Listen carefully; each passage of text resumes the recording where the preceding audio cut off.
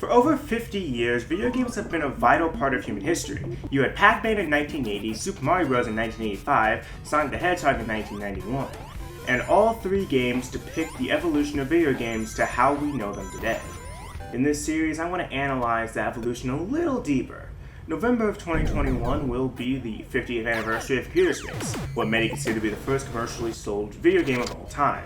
So I'm going to see just how far video games have evolved since 1971, by looking at almost every game ever released.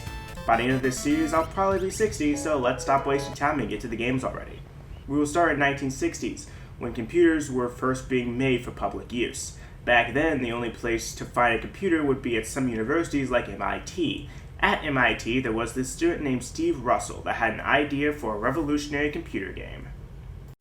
This computer game was titled Space War. The footage on screen is from Galaxy Game. It's pretty much the same game anyways.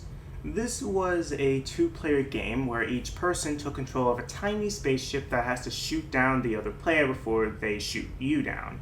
The bullets weren't the only thing you had to worry about though, since in the center of the screen you have the sun. Touch the sun and you're dead, get too close to it and you'll be sucked in by the gravity and killed. The sun's gravity actually gives you access to some cool techniques, like using the gravity to arc your bullets. You also had a hyperdrive button, which can be used if you're worried about getting hit by your opponent. This button has you disappear on the screen and then reappear somewhere random, including right next to the sun. This game was hugely popular on campus, but Steve wasn't making money off of it since it wasn't possible to market the game. Computers at the time cost $150,000. I doubt anyone would buy it just for a game that offered them like 7 minutes of gameplay before it starts getting repetitive. Space War was only available on the large computers at universities. Because of this, not many people played it. Besides this, Steve made what is probably the most technically impressive game he could have made in the 60s. Then 1971 came and we met a man named Nolan Bushnell, who would take Space War and improve upon it. At college, Nolan was a huge fan of Space War and was fascinated by what computer games could be. He decided to make a new version of Space War that could actually make money. After months of programming a game that could work on a TV, he put that TV in a fiberglass cabinet and put controls of the game below the screen. Nolan had just made the first arcade video game, named Computer Space. There were actually two versions of Computer Space, a one-player version and a two-player version. Giving 25 cents to the one-player version allowed you to play for 90 seconds.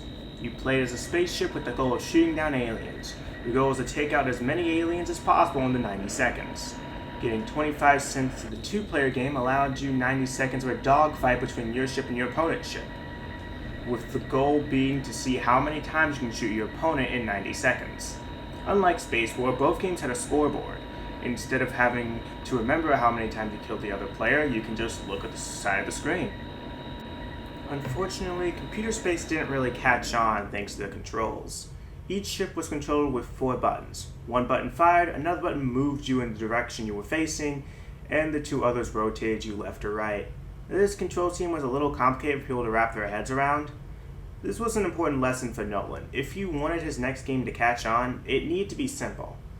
The next year, Nolan would see something that would inspire his next game when Magnavox was showcasing their newest product, the Magnavox Odyssey, the very first video game console.